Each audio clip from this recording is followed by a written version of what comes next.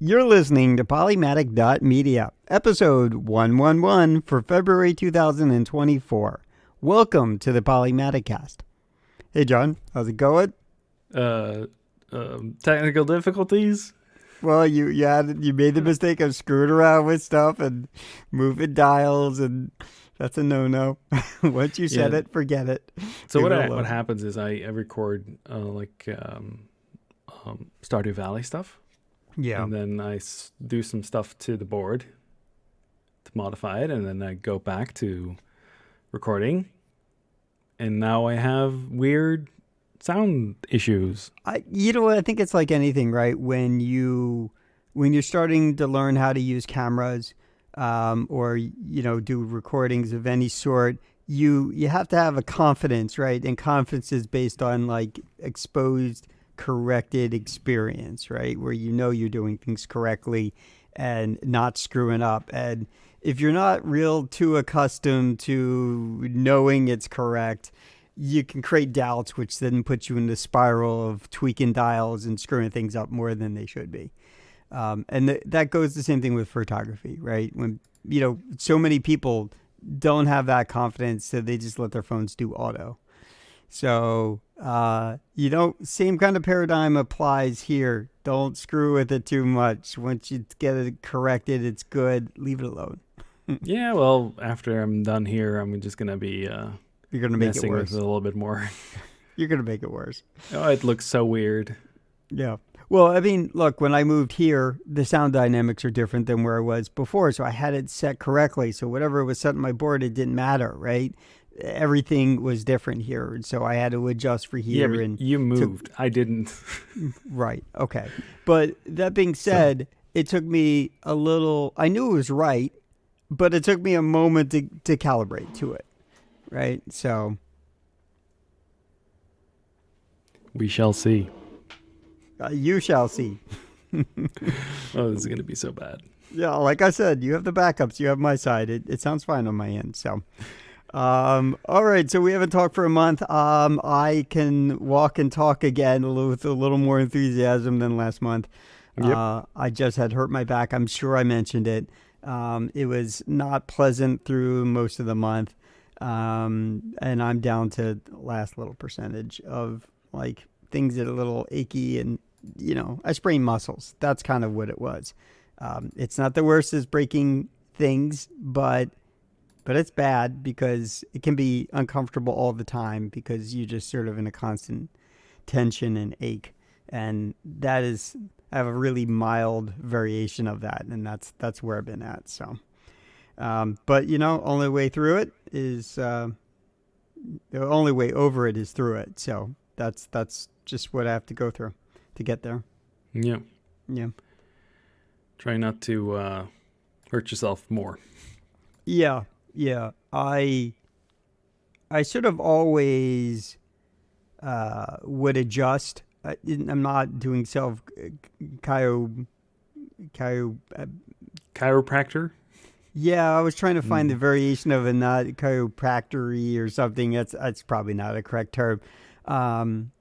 But I've always sort of been a little limber. So I when I was younger, I definitely could sit in a chair and twist a certain way and sort of relieve tension, right? And I didn't mean that. You're starting to have a grin in your face. I didn't mean it that way. I meant it just with regards to the back. So, I could do things like that, or I'll push my sort of. I don't even have to. I can lean my neck to the side a certain way, and I can get a little tension release there. But as of late, obviously, definitely can't really do that with current problems, and I know where the spots are, and if I could just sort of hold my body in a certain way and twist and contort it a little bit, I could solve that problem, but I can't do it. Those are one of those cases where you need other people to like help you with that, and I've never done that. So here I am alone on this subject of just dealing with it. So Also, I wouldn't go to a chiropractor. yeah, I don't know. I think it's probably hit or miss on that. It's like dentists, right? You get a good one, great. Same thing with medical doctors. You get a good one, great. Keep them as much as you can. But you can there's definitely more horror stories than there's positive ones. So, and all adjustments that they make are temporary. They might be able to solve a large problem, but you know, it You know the backstory of chiropractic, right? not really. No. Oh, okay. The story is a guy heard it from a ghost. Oh, okay. So Yeah, sure. you Okay. should definitely Google it before you do go to any of those places. Yeah. Well, there are physical therapy places that are meant if you have a physical, or you have surgery on your shoulder or something like that. There are places. So there are legit paths for this kind of thing. Most of those doctors want to continue for you to have more surgery, right? And just hope and pray. Instead of having somebody who makes a physical adjustment for you. So, I don't know. I've never seen one, and that's where I'm at. So It's basically on the same level as what's it called? Homeopathy.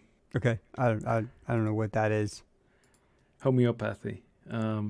Is this the stuff where people are like You diluting the onion juice that's in the water. that's a whole different lack. I wouldn't even call it pseudoscience. That's like it's like people who are I won't take vaccinations because they're putting microchips in us. That kind of thing. The chiropractors are also on the same level, and there's some that are actually doing some misinformation on that level as well. So yeah, I get like adjusted to get rid of your coronavirus. Oh, so yeah, no, none of that stuff is going to be true. But the acupuncture. So I've seen where people have gotten acupuncture, and it has actually been positive for them. It's not just a mental belief. It's like there's some nerve, And I've had that when you sort of massage yourself, like if your shoulders are tense or whatever, or knotted, and you put pressure on it and you put it in the right places, like you can relieve tension. So I'm sure there's some legitimate science to that. I can't say that a massage parlor is going to offer you that, right? And that's not the place you should be. Well, but I'm just saying it's like that's not where like real doctors are going to be, in a massage parlor. So. No, but definitely. And I didn't go dirty before you go anywhere near this place. I didn't go dirty. I just meant like where need to have physical contact that you can't do. I know somebody who has back problems all the time, and he recommended something called a Theracane to me. So I bought one, and it looks stupid silly. It looks like a metal large candy cane with knob things on it, but it's sort of like I can get to those sore spots and I can just roll over and leverage it. And after a while, I feel better. So, I'm not doing it with any kind of accurate instruction. I'm just doing it to make myself get to a knot that I can't get to. So, yeah, well, and that's been helpful. We're talking about scams today. Yeah. So which just falls into the theme. It is definitely in the category of alternative medicine. Yep. Sorry, you should definitely go look up chiropractic. It's insane. Yeah. The whole backstory of it is like super funny. So the whole idea from where this came from, yesterday I got a message from a person saying they were using my name and we were saying like, how are you doing today? And is this John? And I was like, who is this? And they started like yammering on about like a freelance opportunity, blah blah blah.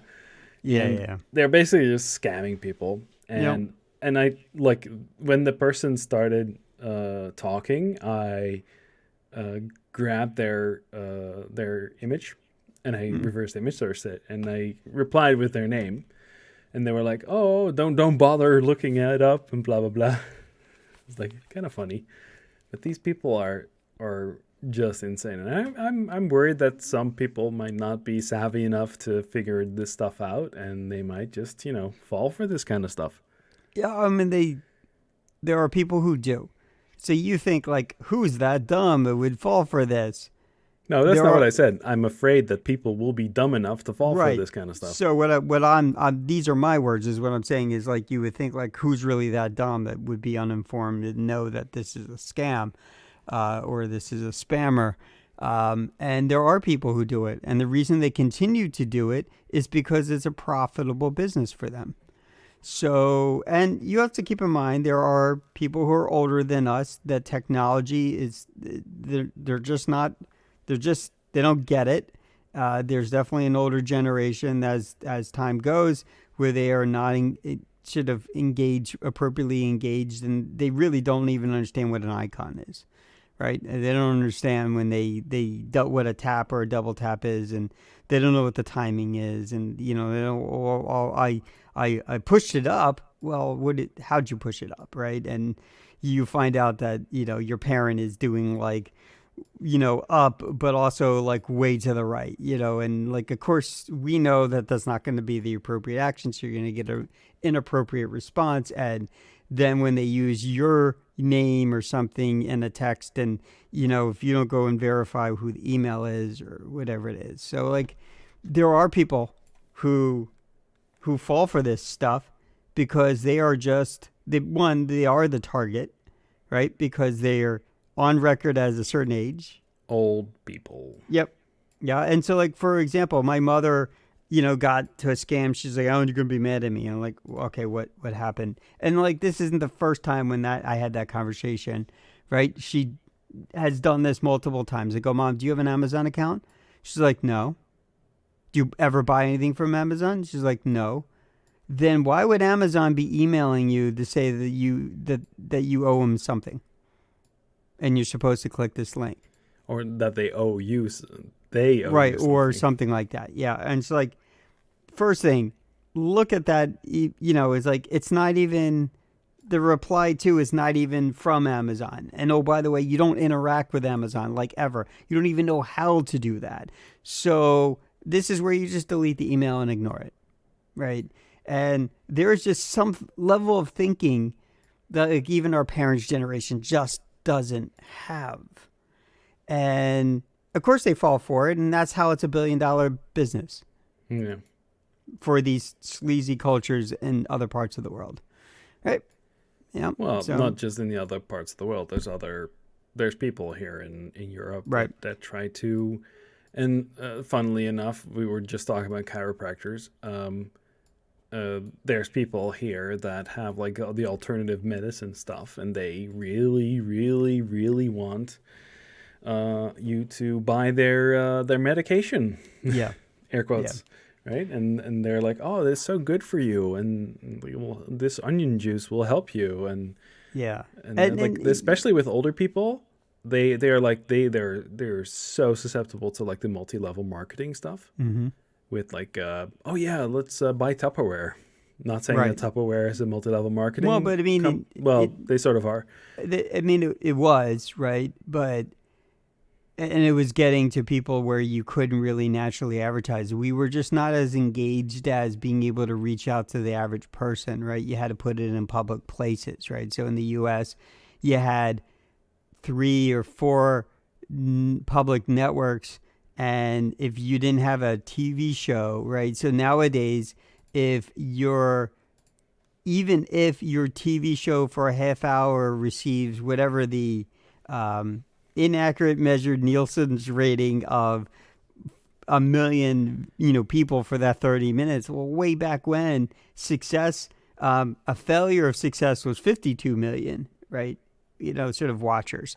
So the world is a little different, and you can't just sort of as generically advertise. So you have to specialize, and that's kind of, and then people take advantage of lack of understanding of technology. I'll give one example where, there was that period of time where I was just not driving. And then I bought a new car, and I'm getting around the same time. And of course, before, if I was getting calls, I'm not driving. I don't have a car anymore or something like that. So like, I just would ignore that. But then so I was just getting this constant flood of the same call, And this is the precursor before the let me tell you about the auto your extended warranty on your auto extend that sort of meme Geico. that was going around, which was a true thing that was happening a lot. And so I got tired of this, and so one day I picked up I was getting on my cell phone to pick it up, and this person started on me, and this was not a person from some other part of the world. This is definitely a person speaking English, was definitely tracked in the U.S. I could tell, and so they started to. It's like, what manufacturer are you calling from? And I just sort of grilled them a little bit, and then they just hung up. Right. So, like, this crap happens all the time. My mother always every few years or something. I'm like, yeah, well, the Microsoft Windows mainframe company called me, and I'm like, why would they call you, Mom? You're not that special. They How don't did they care have your about you. phone number? Yeah, I mean, why would you? Why would you? Were you having a problem? No. Well, why didn't you call me? Well, I didn't want to bother you. Well, now you're bothering me in the worst way. So, bother me instead, right? Um, so like this stuff works because of those reasons. I don't want to rant anymore about it. It's a pain point. Yeah. I know the fact. There's people that like they call me and they're like, oh yeah, I did this thing and suddenly it does these weird things and I need help, blah blah blah. And like, why did you not just ask it sooner? It would have been nice if you Right. called me like 5 minutes I before you did the thing. I think my challenge point is, even if I educate my mother in the right way, she's not listening. I'm the child. So she comes to me to correct a problem, but she doesn't listen to me because I'm the child, and parents don't listen to their kids, or at least certainly mine don't. So the fact is, she just doesn't learn by anything, and she repeats the same mistake a lot. My father's a little different, but then he goes a little too far off the wrong direction, and then now I have to eventually end up finding out that there's a problem there too, and I have to correct that issue, and that's a different problem, right? So from a security perspective, my parents are my security hole. My parents are like, my mom actively shouts at those people. It's really funny. They're like, Yeah, I "Oh, we're just from Microsoft." Uh-huh. And then she it's like unloads all I her aggression on them. yeah, and you can totally unload the crazy on them. The maybe not so much a scam, but like and this isn't sort of on our list, but I just want to bring this up. When you want to cancel something, and they go out of their way to make it difficult to cancel, and then Luckily, you in have the to go Netherlands, call that's not somebody, much of a problem. and then you go and you try to cancel it, and they're like, well, why are you canceling? And like, you don't, the first mistake you make is by giving them any reasons. Like, you can just exit out of your script. I'm canceling. I don't want this service anymore. And they'll argue with you and argue with you and argue with you. Every once in a while, you'll get that prize person who's like, okay, but if you cancel, it's going to be out of the contract. It's going to cost you. Yes, fine. Right? And then you get that clean cycle. And if you get that person, that's the time to cancel. Put it on your card or something. Deal with the extra payment later. Like, so I've had those moments where they're like, I don't want to afford your service anymore. That my mistake was putting afford. We're like, oh, we could put in it, but it's like, hold up on your script. If you could have given me this service for less, you should have done that up front. This is not what that's about. I need you to exit out of your script. We are done with trying to retain me. I need you to cancel the service. But nope, no buts. And like, I had to yell at somebody over this because I just wanted to cancel a small thing. I didn't need it anymore.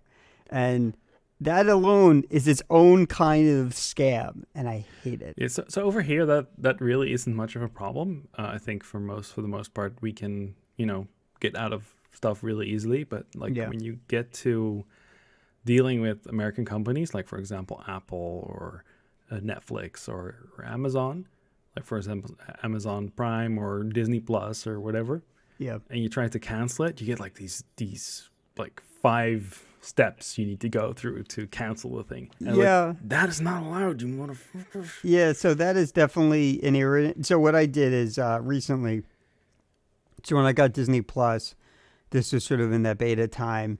So you could just get Disney Plus. Um, And then during the time that I did that, whatever my contract was what my contract was, right?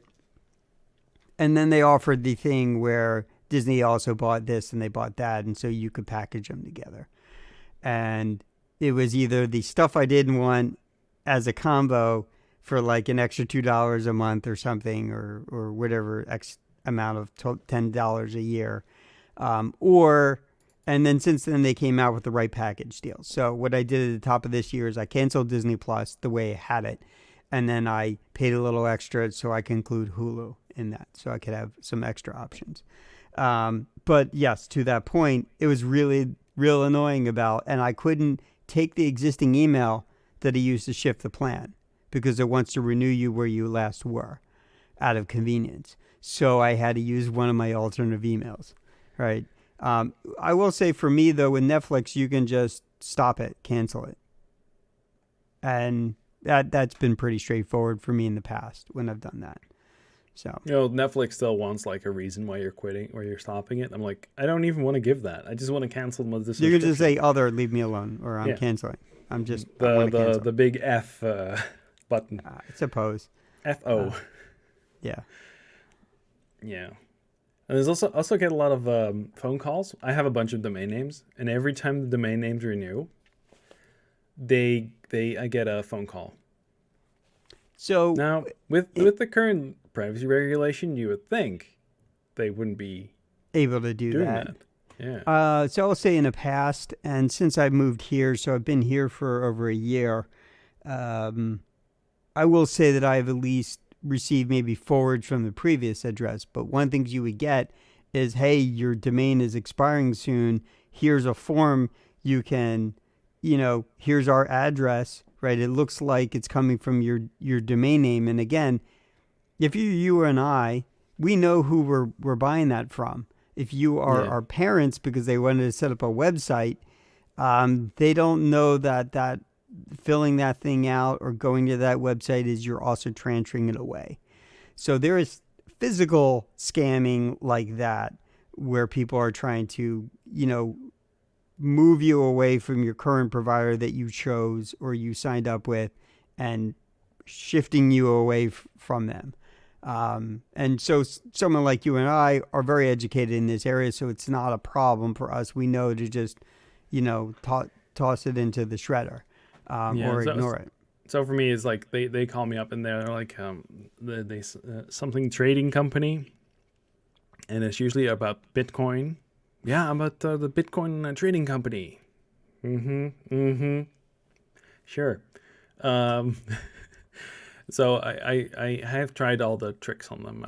I've tried to pretend like I'm a police officer and like I'm at a murder scene. I've tried all the things. There are people, again, I mean, they're basically the same thing at this point, but like YouTube Shorts and like TikTok, right? There are these things where you see the person who like has that news announcer voice, and they let them get it as they start recording. They let them get in as far as the credit card, and they go 3, 2, 1. We have a scammer on the. They launch into that whole thing, and then they hang up, right? And so, some of those probably could be set up. Obviously, you could do stuff like that, but at that one time.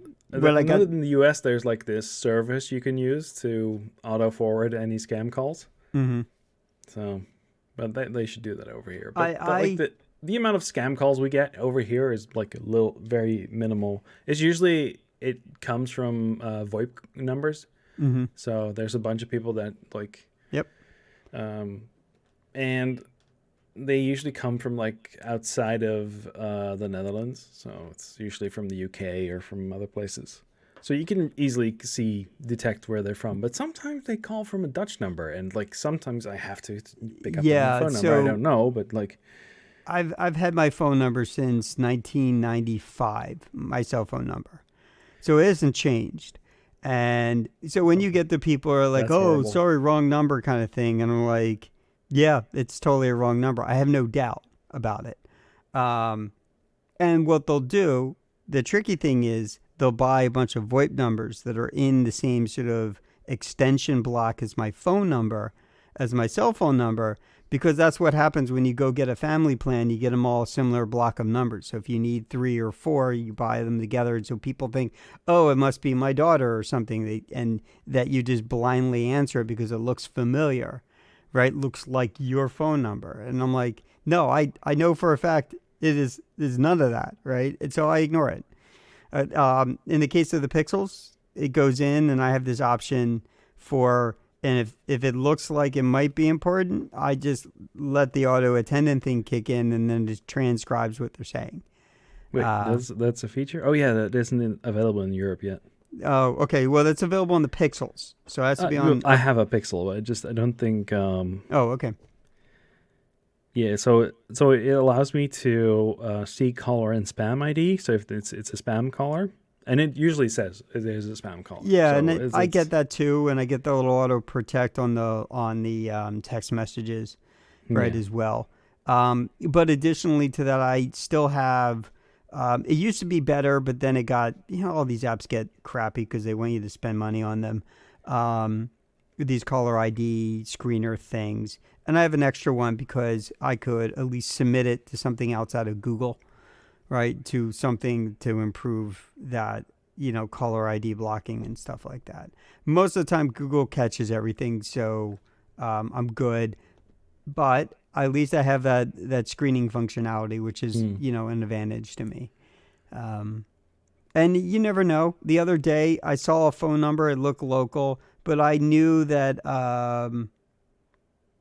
I skipped out of work early to come home to finish my work day because I wasn't feeling well. That was on Friday. And so I was I was like, oh, maybe it's someone at work. It wasn't a number I recognized, but it was within my area code.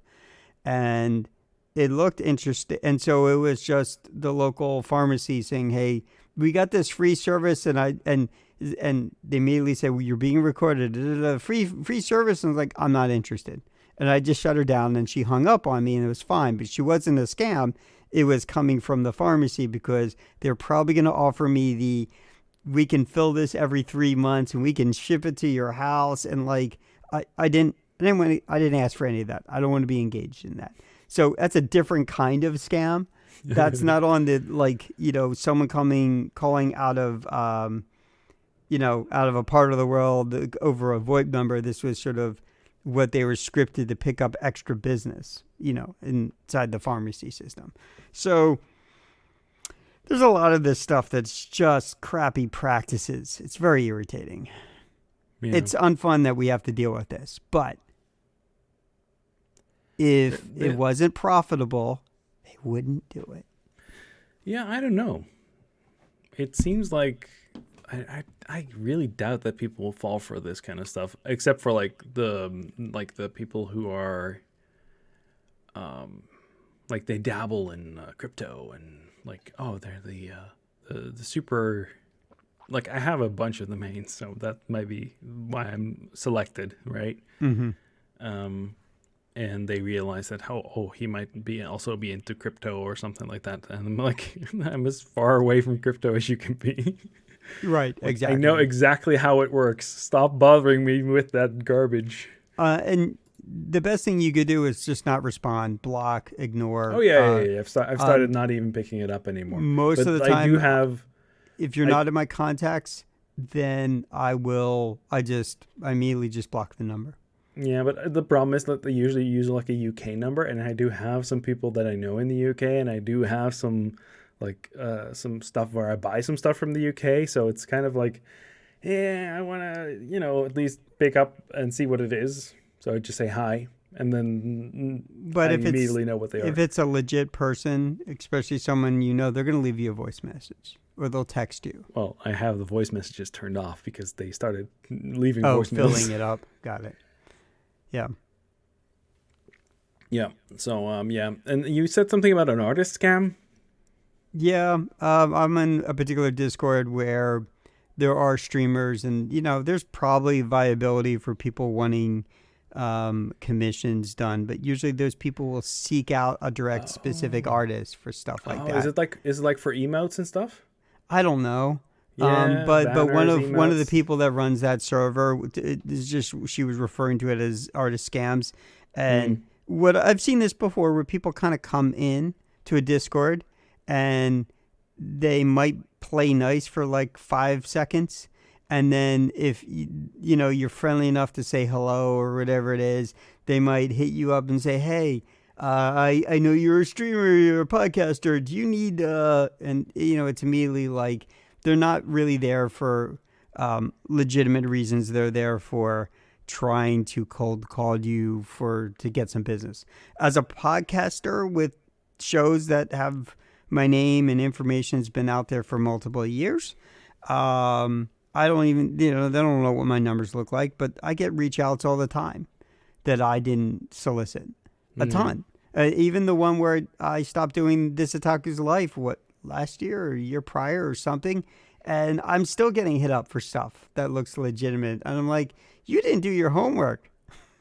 Like, not even the least bit. You realize I haven't, I don't know how long it's been. It's almost probably been a year when it hit April. So, like, I get this cold call emails and stuff all the time. And I'm like, I'm very much not interested. If they're nice, I'll respond, and sometimes they're pushy. So, yeah. So I have two stories. Yeah. One is slightly problematic, but I'll tell it anyway.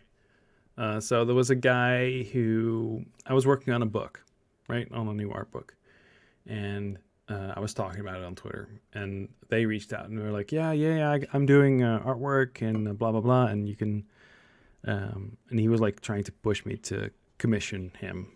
And he's like a pixel art guy or whatever. I was like, okay, maybe it's interesting. I'm like, I'll look at it later. Right. So at some point, the guy goes, his avatar turns black. And he has like in Portuguese on his account, like, "Oh, I'm sorry, blah, blah, blah," and whatever. It turns out he was sending eggplant emoji pictures to an underage girl. Oh God. And yeah, so that was not good. But also very happy I didn't deal with that person anymore. I was like, yeah, he was already really being really sketchy. But there's artists who do that because they try to get they try to get the money. But I always research people, so I always go and see what people are doing. So I put him on the list, saying maybe look at it. His artwork was not bad. But like I was like, okay, maybe I'll look at it later. And then I see when I go look, it's like, oh wait, why is his avatar black? Why is he? Oh okay. Oh no.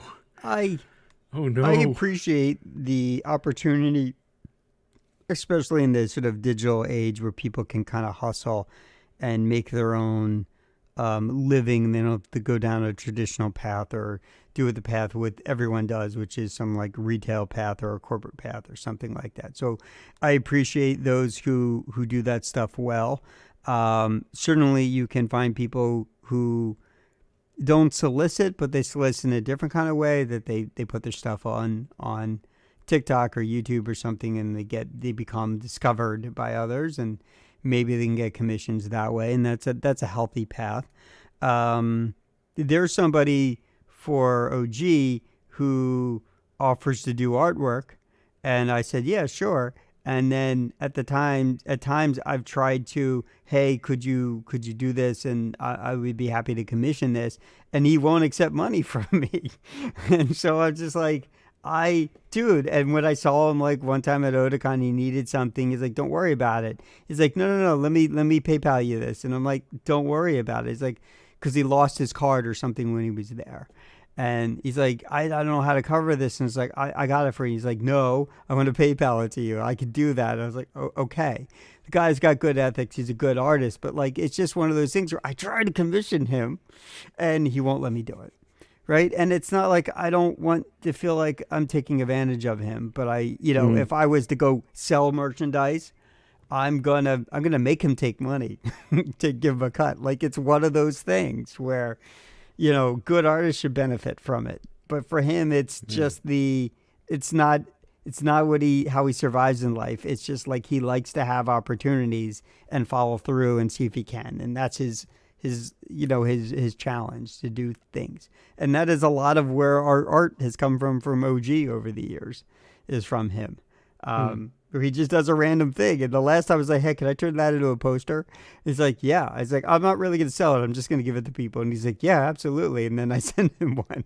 So when I have one sitting there in the corner there. So like, it's just, that's how stuff gets done sometimes. But those are a privilege and a luxury when you have Hmm. those people in your life. Well, when I do commissions on occasion for, I don't do them, but I commission people on occasion to do stuff. Yeah. Like I always try to like see what their revenue stream is like. So I Mm-hmm. try to see what if they go for like the bottom of the barrel art commissions, because sometimes they do like, oh, it's just $50. I'm like, you're way too good to do this way. So I usually Right. either try to slap on like an extra tip or something like that. Right. You But pay him more. the Yeah. the the problem is that then you get people chasing you saying, oh yeah, but you shouldn't give them extra money because that's not good, because then we cannot commission them. Wait, you're not wanting to pay the market rate for a Right. thing, Mm-hmm. and you're just down talking to people, to Right. artists, saying you don't want to, they're not good enough, so they shouldn't raise their prices. I'm like, holy crap, those people are insane. So There's really manipulative people out there that try that's why to I've keep I artists down. I have never done freelancing or extra work. Yeah, I could probably hustle and do editing and do a whole bunch of other stuff and make a bunch of money and okay, got it. But then it becomes a more than 50, like 50% of it goes missing because of taxes and all the income, and there's extra accountant stuff and that costs you, and you can make the argument my father has made. He's like, yeah, but uh, more than nothing is more than nothing. And if you need that more than nothing, then it's something, right? And great. The problem is when the But taxes it's come it's the around. people don't know what actual things cost, and uh, you want that business from a corporation that's going to come back and will pay close to, if not better than market rate, especially if they're positioned to value you through that rapport and reward you. But that is always about that networking. That is not about, if people can shortcut you and know that it costs $50 an hour to do that thing, and they're going to come in and make you redo it. You have to make sure that you're smart about the contract and make sure that they understand that this is what we're agreeing to. If you have any additional changes, you're going to take the brunt of costs for that. So you need to make me to be clear in your communication and what we agreed to, and like it's his own full-time job, right? Yeah, also people are not, they think you're an Amazon or something like that, right? And so they're like, oh, like this is it's the thing where people have like an Etsy store and they're selling like handmade stuff, right? Yeah. Actually handmade stuff, not the thing they get off Timu that they resell on Etsy.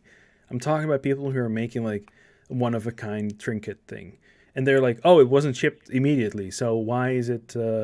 It's like, this is handmade. It takes like a couple of days to make, right? Mm-hmm. And then they're like, and there's like the same with artists. Are like, yeah, so you didn't immediately get a response. Oh yeah, right. These most of these people are hobbyists. They're doing this on the side, right? They can't pay their bills with the artist stuff Mm-hmm. because people like you, right? There They're is fucking them over. So I tried to be as much of a patron of the arts as possible, mm-hmm. but they make it very difficult because some people are like, oh, I'm not good enough, so I'm not accepting the Right. tip or whatever. I'm like, oh my god, dude, come on. Accept the tip, right? And I get that. You get this sort of um, I think it used to be that you had to apprentice, you had to build skills and understand that you might have talent and aptitude, and there was a slower path for that. And today people can kind of really become self-enabled to some degree, and they can get a big old jump, right? For me to get into video editing, I'd have to have be a part of a household that had a video camera, right? And for me to be able to get to an editor, you have to have a household that had the money to afford something like that, which no one did. So you had to be part of professional industry. So you have to get into industry to be able to learn those skills and know if that's your aptitude and if you can continue down having that career path. Like that used to be the slow path of the way the world worked. With a lot of the stuff we have today, people can grab a phone and they can find out very quickly before they're out of high school if that's a path they want to, go after. Um, so there was a larger thought I had in my head, but I was recalling on that, so I forgot. It's We okay. were talking about the people talking down to artists Oh, to right. Yeah. So you have yeah. that imposter syndrome, right? And then now, because you can self enable, you can do a thing and you don't really know if you're a good photographer because, you're just been screwing around and, looks like the results are pretty good and people are really supportive and they say, oh, yeah, you do great pictures and blah, blah, blah. But and sometimes the talent pool for that is probably 10% are really like amazing people. And the rest of them are just auto mode on their iPhone and they call themselves a photographer. And look, you can get paid to do that. Fantastic. You can film a whole wedding on your iPhone and people pay you for it. Fantastic. Right. But, you will have those people that don't have confidence and they are probably the best talent, which is having that imposter syndrome, right? Mm. Same thing with like programming, right? It's not, you don't need 4 years of university to know that you can program. I've certainly worked with a ton of people that have learned by doing and are better programmers than the person who comes with a comp sci degree and a software engineering degree and is super certified in all the web frameworks. And like you find out that they learned how to answer questions, but they don't understand them because they don't apply because they don't have talent for it. They just have achieved the basic metrics to get a job in doing it. So I would say that in developer sphere specifically, I think like a higher education might in some cases like be detrimental because like you might know all the theory about the thing that somebody thought mhm. up at some point because of this pattern, but you're blind to the real world and Right. how to apply any of it. So you're And like, I've oh, I know all the theory and all the things, but like and there is a thing that happens here and it's a I've worked memory with issue and you worked with have never seen this yeah. before because you never saw anything in the real world. Garbage collection. Oh, okay, that's usually handled by the framework for you. Right. But when you run into a problem where you're having trouble with garbage collection, you only find that stuff out when you're actually doing things. So there's lots of people who are thinking like, oh, I'm not good enough to get a good salary, and they're like, oh, I Right. don't have a degree in something. But like, yeah, you should really just look and see if you can if you prove that you can do it, like by putting up like open source stuff or like you have something to show for what you can do. I think that's more valuable than saying, "Oh, I have this Right. degree in something." You might be a super good person and whatever, but like, I usually like people more if they're a little more self educated when I'm selecting for team members. So, as being in lead positions, I learned that there's different kinds of learning styles. Some people are visual, some people need to be academic, and that's how they function. That's how they understand. They need that black and white to operate. And I knew somebody who was exactly like that. You could not. You could not explain the abstract. He did the visual was only like 10% of his learning process, but if you did it in an academic fashion, he got it. But then the person next to him had Alan goes over to the whiteboard and says, concepts are related this way, this way, this way. These are not connected. Ignoring that voice assistant, things are connected this way, not this way. Academically, when it'll tell you that it's this, but it's not this, it's connected this way. And they go, oh, that makes sense now. And then they're good to go. So everyone's got different kind of learning styles, and I agree with you. I've worked with people who got all those degrees and they were the worst employees with respect to programming. They well, didn't understand it. They were handicapped by knowing too much, and they didn't understand. They didn't want to make the wrong decision, so they made no decision, and they skirted around it. mm, And that's unfortunate, right? But I agree with you. The people who can critically think, um, and are comfortable with being uncomfortable, knowing that they can't have all the answers, but they can work through them, and they don't have too much of an ego invested in that they'll ask questions, right? I had a teacher in high school who said, "It's being wrong is not a problem. It's a problem when you don't correct it. Mm-hmm. Like if you don't like, oh, I'm wrong. Let's go see what's right. Right? Yeah. As long as you go fix it, that's great." Another strength area is if you fail and then you learn, you have to learn from the failure. And if you're not learning from the failure, you're not growing. You're never going to get better if you don't understand why something failed, why it's a problem. You're probably not going to get 100% of an answer, but you have to be on a path where you understand it, accept it, and then take corrective changes. And if you come back and you keep coming back to the same failure point, you're not learning. So you got to solve that problem, right? And you got to grow from it. And be okay that it's okay to fail sometimes, but that shouldn't be the excuse or the goal, right? So I want to get back to two more things for artist scams. Yeah, tangent. There is a scam going around where people are taking sketches. So the artists do like a sketch to do like a concept for something. And then they say they never pay. They ghost the artist, and then you just throw the sketch on some AI garbage thing, and then it makes the lines and makes the colors and shit. So that's one of them.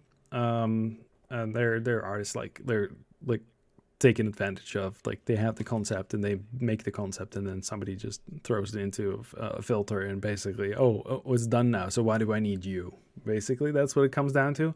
And then there's another one where they come into your stream chat and they're like, oh yeah, this looks really nice. Or they're like, oh yeah, it's kind of, and then they start negging you in the chat, and then they reach out in the DM.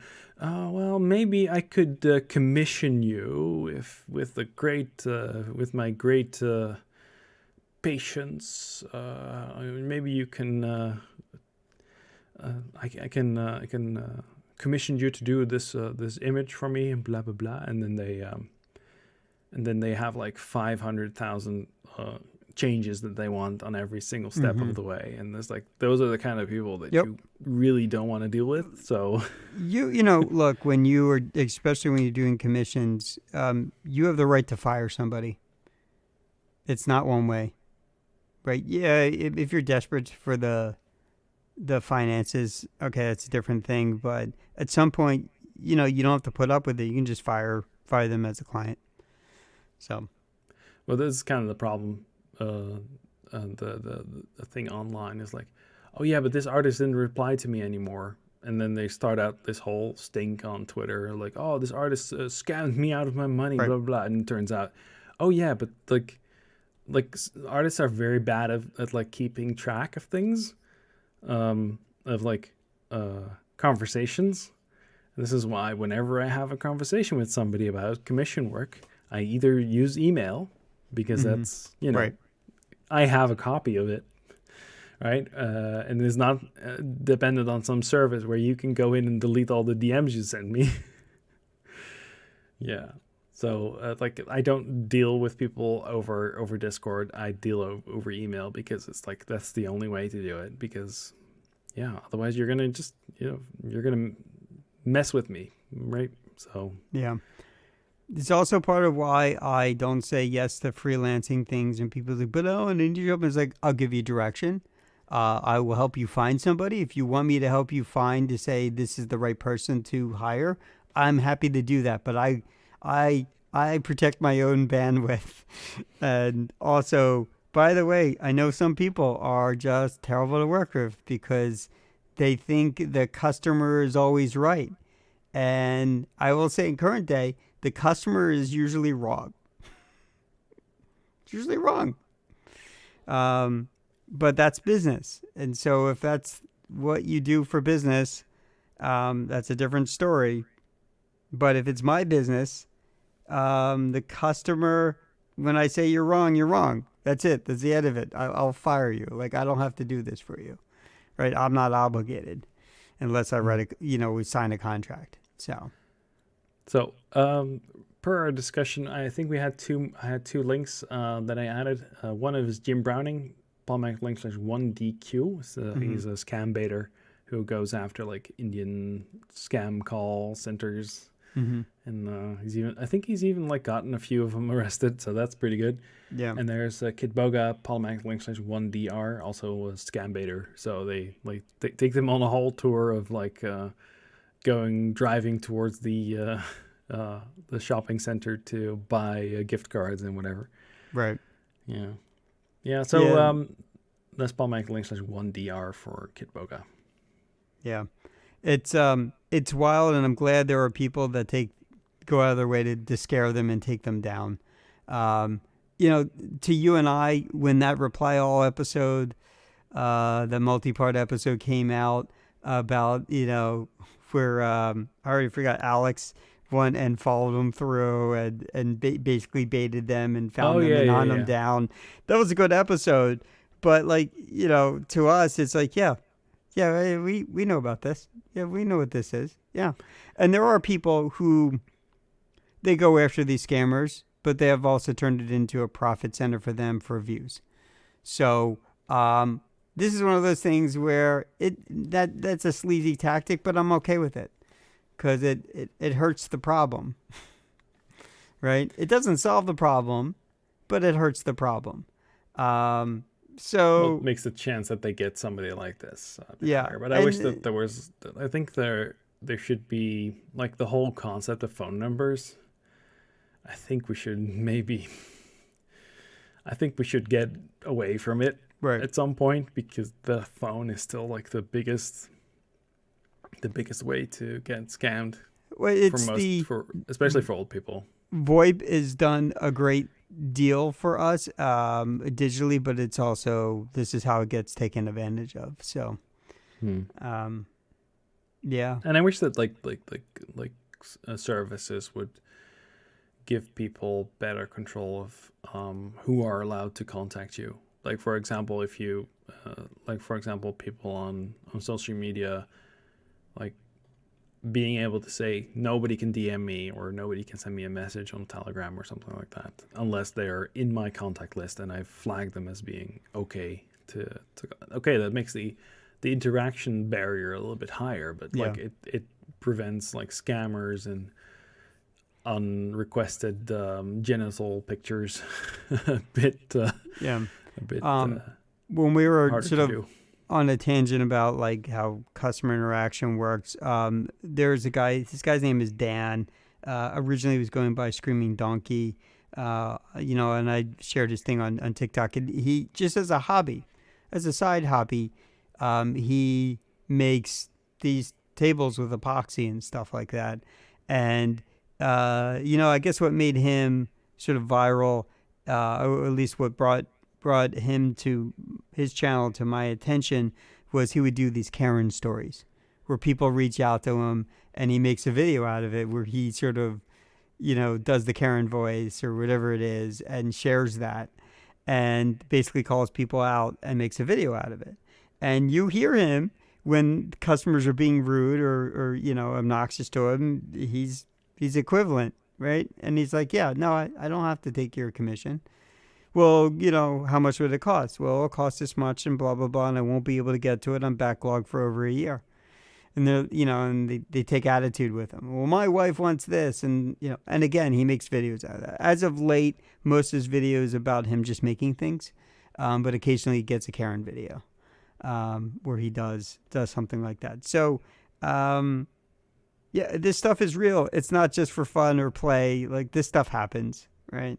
And you get rude people that are in people's comments that are just also trying to spam you. And, the thing I've gotten where I liked or I made the rare times I might have commented on someone's YouTube short or a TikTok video, I get some attractive looking female liking my comment and commenting to my comment, and I'm just like, no, it's a On scam. Twitter, there's bots that use like Yeah. women's names and pictures taken from social media all over the place, and they follow people, and then there's a purge, and people are complaining about, oh, I lost so many followers, and Right. like 99% of No. them are Uh, those types of followers. my first Twitter, which is like aligns with most of the things of my original sort of username online, um, I had a Twitter that was public, and I don't know, I maybe at some point had like a peak of like 3,000 followers, and I'm like, I I don't make that much impact online. I don't know who all these people are, what's going on. And again, one of my friends who has a much higher sort of profile on social media, and she commented to me about something, right? She's a friend. I haven't talked to her in a long time, but something about chocolate. And all of a sudden, I'm getting bots with the keyword chocolate getting blasted at me, and people following me, and bots that are like trying to sell me chocolate. And I couldn't take it anymore. So I made that profile private, and I spent hours just blocking and, getting all the follower counts down to like a reasonable amount of, and then no one could get to me publicly. So I just created the public Twitter one, which I don't really use anyways that often. So Yeah. thankfully I don't have that bot problem anymore, but it was just like the worst. Yeah, I got a lot of bots. Yeah. Like it's kind of funny. My Twitter followers has dipped below the amount of TikTok followers I have for my art stuff. So it's kind of funny. I also, I want to Also, react. the followers on TikTok are also like 99% bots. I'm pretty sure. Yeah. The other thing that I intentionally don't do, and so this isn't necessarily a scam, but it's still slimy, where you get something in a For You page or something that's sort of just generically fed because it's clear you're a programmer or this or that, or you respond to other programmers, and then you get somebody who looks, like fairly legit presence online, and they say, hey, programmers, are you for tabs or spaces? And, and then a bazillion people respond, and then they make a list out of that and they spam you. Right. And Hmm. so like, I just don't respond to that. If it's not Those are my friend, the chain letter yeah. scams. But there are a ton of people where you can see this like, hey, pay attention to me. Let me ask a generic question I know we get a lot of responses for. Let me build my follower account up. And like, that's a slimy thing. Yeah. And to me, that's also an obvious scam. But, if they ask the right question, you might feel so particular about Evangelion that you have to respond. Well, you know what? If they're not your friend, don't respond. Is where I'm at. It will take you down a path that you don't want. Okay, you ready for the fun stuff? Yeah. Do we have much left? Yep. Okay, so I've got a link, Lethal Company, but it's a cinematic trailer, Polymatic.link/1DI. Did you check it out? No, I mean, I'm not into it. I've seen some gameplay of it. It's not my thing. I'm very It's actually particular a pretty about fun games. game. I've Yeah. played it. It's actually a pretty fun game to play, especially because the voice, the audio is pretty good. So when you're talking with people in your team, Oh, got it. I think it could be a good team building exercise. Yeah, and it's apparently it's pretty extendable because you can make all sorts of mods for it. So, yeah. Also, Horizon Forbidden West is coming to the PC, and I finished it on the PlayStation 5 like a month You ago. were saying I'm very not happy about that. that it's coming to the PC, Link. or that you spent all the time finishing What? it. That it's coming to the PC, or that you spent all that time. Well, I purchased it on the PC now. Oh, got it. Oh, they had to pay it twice. Got it. Yeah. Well, I first bought a PS4 to play it. Then the expansion came out, and it only had PS5 as an option. So I bought that, then didn't play it on the PS5. Like, I bought a PS5 for that. I finished it in December. And now I am playing it on, I'm going to be playing it on the PC. But, like, I really want to play it on the Steam Deck because I've been replaying Zero Dawn on the Steam Deck, and it's so good. It plays so nice. It eats battery, by the way, because it's a PlayStation game basically, but for on a PC. Mm-hmm. Yeah. So it is pretty juicy. Yeah, like it's like an hour of play will just take your battery down to zero. Yeah. And of course, like the settings I have are like optimized for the Steam Deck, but I also cranked up some of the settings because it looks better. And well, yeah, it's a very pretty game. Even Zero Dawn is still a pretty game, but on the PS5, Forbidden West was a really pretty game. Yeah, and I like the yeah. There was lots of exploration in it, and then the when we were talking about GeoGuessr earlier before we started recording. There's like an aspect of like, oh, where is this? Like, is there a relation to what it is? So, for example, Coit Tower in San Francisco is in Forbidden West. So you can go there and like the scale is off. Like the tower is like, I think maybe half the size of what it is in real life.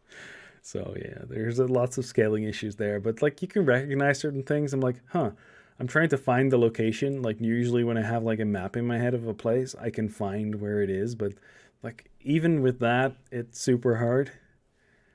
Yeah, I like Forbidden West, so I'm gonna replay it on the PC. So Okay. yeah, so Polymatic.link /1DK for the trailer for that. All right, so I tossed in a couple links because John and I were having a side conversation. I was assuming we were going to have some conversation about it here. We might skip these, but let me just skip over to my real links, which are only two of them. MKBHD, the studio, they take all kinds of interviews when they reach out on about products and stuff like that, and so they decided to start recording some of those. And this is just an internal interview that they had that they filmed it with basically one of the lead engineers over at Teenage Engineering. It's about an hour long. I thought it was interesting, and that's Polymatic 1DM. My favorite, not going to say new favorite, but one of the new bands that I like, obviously, because it's got Orla and Dodie in it. And so the four friends put a thing together called Fizz. I've already mentioned it, but they released a video to, I think the last track on their debut album, The Secret to Life, polymatic.link /1DN. Okay, so getting into the Vision Pro. There really should just be a topic point. I will just be upfront. I won't buy one. Oh, you don't have to convince me. I'm not buying one either. Yeah, it's such like way too expensive. Way too early. You absolutely need to live in the Apple ecosystem, and that's not my life. So I think this will go the same way. This will go the same way as the Google Glass went. So they will start calling them some interesting name. Fundamental technology difference. So there's been two videos that have been put out. So the first one, which was released like just last night, which was from NKBHD, he put out a video, polymatic.link /DO, and then Casey Neistat surfaced and he put out a video that was interesting. And I think his video kind of demonstrates really well of its potential. And polymatic.link /1DP. So this might create a firestorm of improvement. But at the very sort of nascent period we're at today, will it be Apple? Probably not. Yeah. And I think the technology, I think this has always been the problem with any VR stuff. The technology has to be sort of more than it is today by like a factor of 100. before it would be sort of like Den and Coil kind of universe, right? Where everything is just sort of streamlined and isn't odd, doesn't stand out. And it could be that thing where everyone's wearing, or Serial Experiments Lane, similar kind of thing, where it's such sort of an integrated aspect of our lives. Um, this is not going to replace an iPhone. That's clear. It's not going to And replace a PC, a MacBook, or something no, like that. no. And, at best, it might be a supplement. Um, could someone buy one of these instead of buying a bunch of big monitors? I think the answer is no. Could there be use cases for an improvement in augmented reality? Well, you look at this and you might think, well, Apple's doing it, but no, Apple often doesn't innovate alone. They often sort of take existing technologies and get partnerships with those companies that are doing the actual innovation and then improve on it. That's kind of a lot what happens with Apple. Aside from them writing their own silicon, doing their own silicon, but they don't do that in a void, right? It's not two people at Apple that innovate the R1. It's their partnership with TMC and Samsung and LG that like makes that come about. So, and also the areas where there has been a tremendous amount of improvement with augmented reality isn't for public consumption. It's coming out of Microsoft, and it's coming out of industry partners where they're doing it in places that isn't things to talk about for consumers, because you'll never be able to buy a $15,000 unit like that that's used for an industrial purpose. I think the same pattern that they've done in the past, where you have the first generation of anything, like for example Apple Watch, Yeah. let's say AirPods, let's say iPhone, like iPods. They always have the first version, which is like a leap into the future. Like what they've done is very impressive, but like same with the M1, for example. They iterated. They came out with the M2 so freaking fast. It was like, okay, the first one, it's all ARM. Like we're switching to ARM, right? And they come out with the first version of something, and then they iterate on new versions, and it makes it faster, or they completely abandon it, right? And I think that if you buy one of these first ones now, it's going to be very, very expensive paperweight, very, very fast. And either they completely go all in on this, or they completely abandon it. And either way, you're going to be out of the money for something that's an experiment, basically. So you have to have those, I don't want to refer to them as dumbasses, but you have to have those people that perceive a direct interest, and there has to be enough of that for Apple to well, okay, so let's just phrase it this way. Apple doesn't take risks. They don't take risks. But they no. I already just said it a moment ago.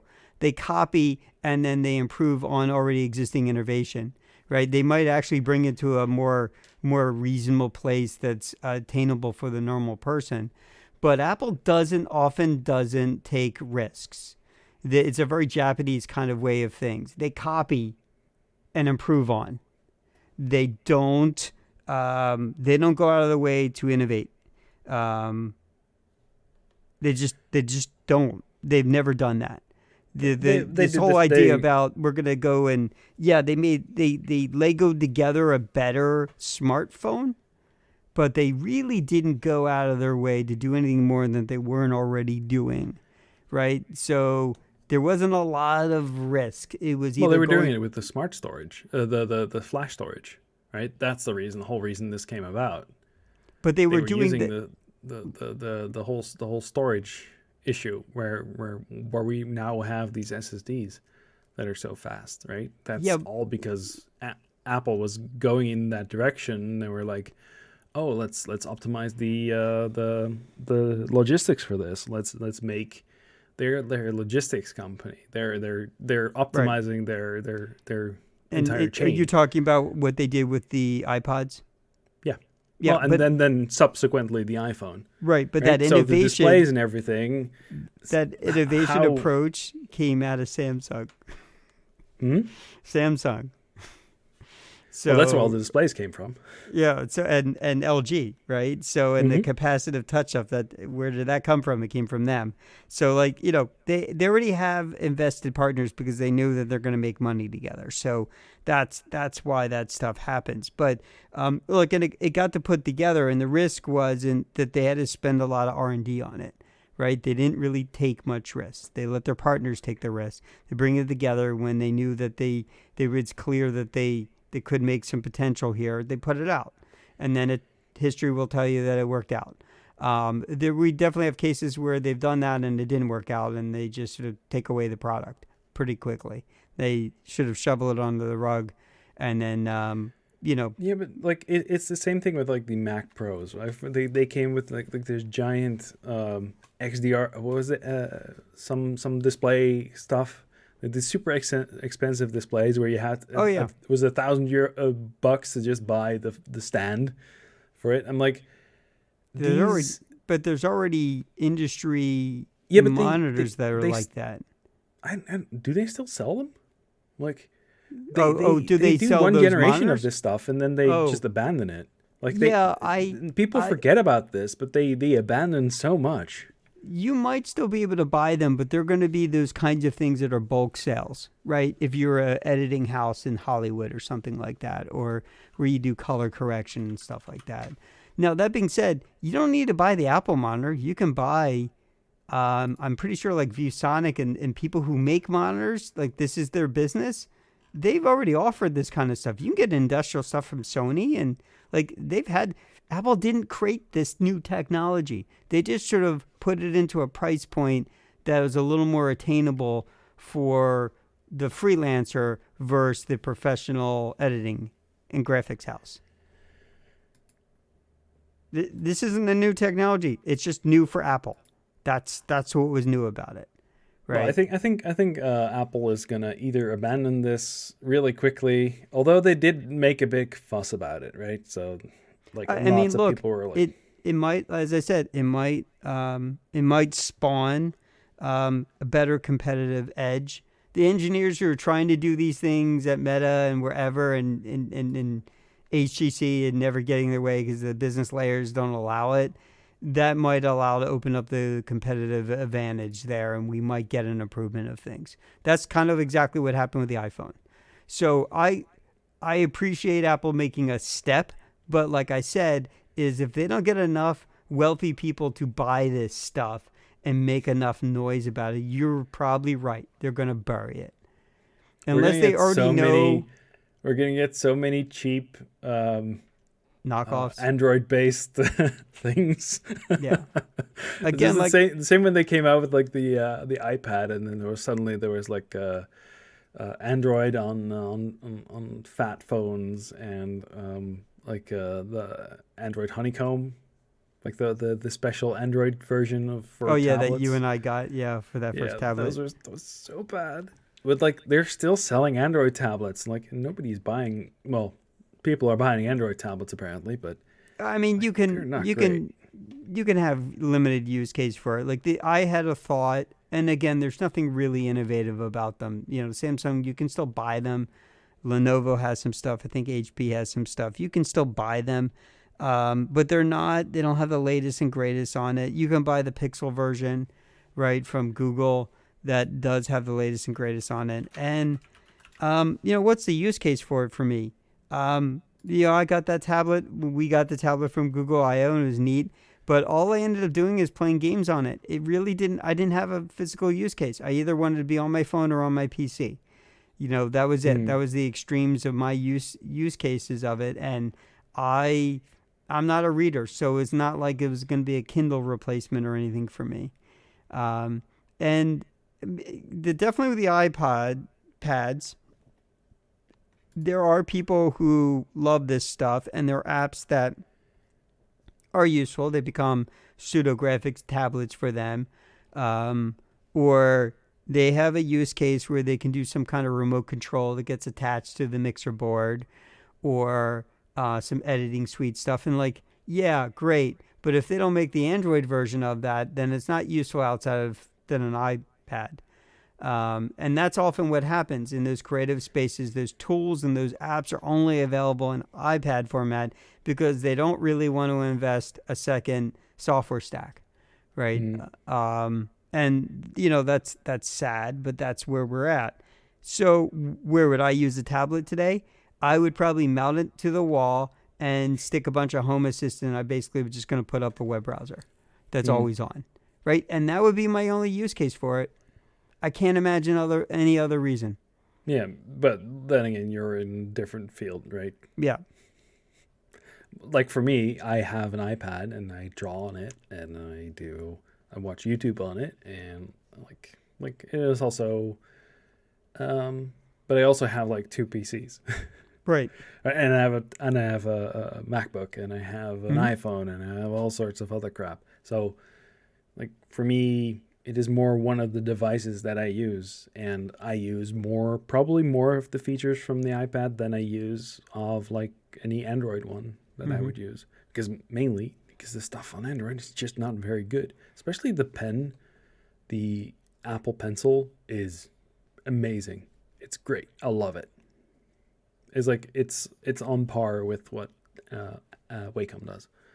But there's no drive. I would say that There's- if there's- Apple were to make a tablet that costs €2,000, like they would make a tablet with the Apple Pencil, and it's the size of a Wacom 27, like their latest. It would do well. Greatest. It would do amazing. It would sell like Right. hotcakes. Yeah. Because everybody would switch. Right, because it fits. Because what happens when it comes off the Wacom, it goes into your sort of whatever your media pipeline. You still need a is. PC for it. Right. So yeah, I don't know. We're way off target. But the point is that Off topic, yes. I won't ever buy one. I'm not even beginning. I have no beginning of interest. I'm not interested at all. And where would I use it? I'd use it in a stationary place. I won't be Casey walking around New York City, sitting there watching I've movies. seen quite a bit of pictures of people walking I already around New saw York a City. video where there was someone in San Jose, and someone was laughing at this guy who was walking across the street, crosswalk.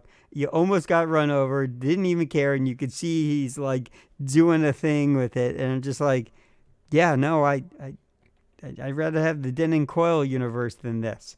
So, and I don't even want that. Yeah. Yeah. Or It's- none at all. So I think that's why I said like it's gonna go the way of the glass, Google Glass, right? It's gonna go. I will say People are gonna make fun of the people that are wearing these things on their faces, Right. like giant freaking ski goggles. I will say Google Glass is like an initiating step to all this, right? Which is, I don't know, I guess we're in the history of that where visors were. Was the Quest stuff already sort of in motion before Google Glass?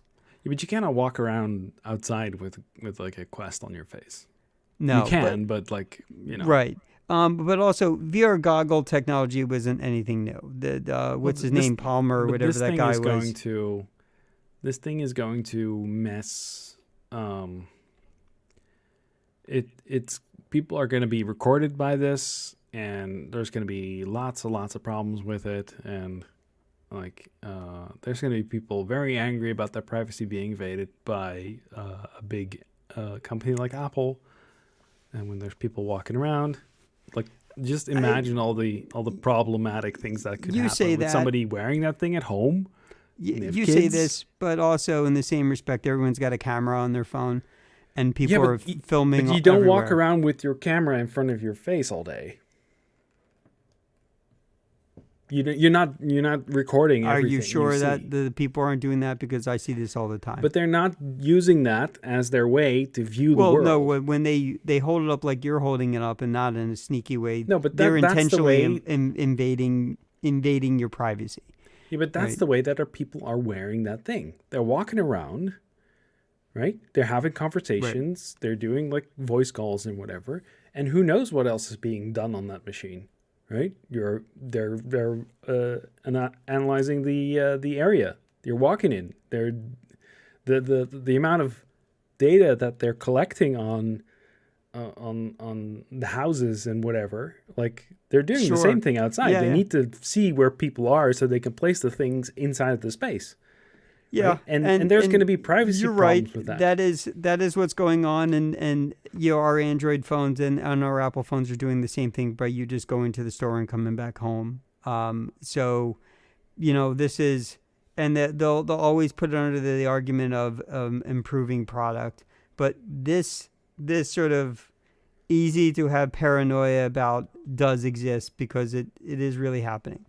But people So are going to respond to this. yeah, So that's going to happen. And then they're going to do the same thing they did to people with a Google Glass on their face, right? sure. And People, I I won't guarantee you, disagree. within weeks, we'll see the first guy that got the what was it? The Apple Vision Pro ripped from his head and smashed on the floor. Oh, okay. Because You think that's coming? Has it oh happened yet? yes, Yeah. if it hasn't happened already, I If that wouldn't be person surprised. goes into the lion's den, goes into a political rally of some sort, then yes, that's happening. Yeah, but So even like people like imagine like you're taking this thing everywhere you go, and mhm. you're walking around your house. You have kids. Like what is the data? Where's that going? Right? And now Apple has been pretty good, as far as we know, with it's the privacy stuff. so let's not let's put air quotes as far as we know. That's why I said it. As far as we know. Truth and honesty are not the same thing. So, Yeah. and truth is relative to those who know. So that being said, you think it's all on the edge. It's not. And you can leave it at that. That being said, sadly, they are not the lesser of evils. They're about equal evil as everyone else is. So that's where our society is nowadays. The way that they reacted to having to put a USB-C on it was pretty funny. And now the App Store, and they're like, oh, we don't want to do this, so we're making it as difficult as possible, and you still have to pay us everything, and blah blah blah. Yeah. Like you read everything and you tried to do it as difficult as possible. Yeah. Well, Apple is still pretty much, Who they've always been. yeah, they're Yep. annoying. Yep. So yeah, I won't be buying it. And is there some value here? I don't know. We'll see. I'm not a hype person about it. I don't. Uh, based I on know somebody who will buy it. I absolutely know. You know yes, him too. You've I met know him. him too. Let's not mention him. He's probably already bought 5. I don't think so. But he Okay. probably will buy one. Yeah. So where this kind of thing becomes a use case is when we're in the world where we all have robo taxis and us having to pay attention to real world can be private and okay. Will you see the use case of people using them in coffee shops? Probably. You might not see that at all. You might just see them using it at home, and you're going to see those videos of the significant other making fun of their significant other at home with it. Right? Those are the kinds of things you're going to see. Yeah, it's not something I have a use case for, nor can I imagine ever wanting. So, yeah. I see. I'll see the first. I already see the first bonsai buddy style attack happening. Somebody just getting a virus on it, and it's just playing. Let's see. It's an annoying song. ever gonna give you up on 24/7 Oh loop? yeah, Rick Astley. Or somebody has their anime waifu exploited, and Yeah. This is too out of date for the culture that's going to do that. But you remember the Energizer Bunny commercial? Was that everything outside of U.S.? yeah, I know about the Energizer Buddy. Yeah, Right, and then Bunny. Yeah. someone made a virus that basically, made a screensaver that like had it was only if you were at like a LAN center or you were in college or something, the bunny would walk from screen to screen. Oh Right, no. but it was actually a virus. So people are like, "Oh, this is really cool. Let me put it in my college," and which was exactly the target to get it into the colleges so it could spread. And it was basically a screensaver where the bunny walked from and it figured out after a while. It created a map and it knew where the monitor array was based on sort of IPs, based on them being launched and turned on sequentially. So it would go from one computer to the other. So it literally walk across the array of monitors and then down the next row. So Well, I look forward to seeing the first hacks of the Vision Pro. second hack is when Taylor Swift gives them all out at her Eras, whatever her next U.S. international tour is, and everyone's wearing their visors, and they get to see a private show or something that's in the audience, and you get to see all the flashing lights coordinated or something. You've been going really hard on all the dubious dubious sayings. Yeah, this stuff's gonna come. Yeah. It's just gonna happen. But whatever. Look, it came out. We'll see. Not for me. That's it. That's my shortest answer about it. Yeah, I wouldn't even be in line to buy one. If I have $4,000 just to be disposed of, I will finish up some things around here first. Yeah, definitely. Yep. Okay, so we've talked for way too long. Actually, it's not that bad. It's not as bad as usual. Tangent nightmare ahead.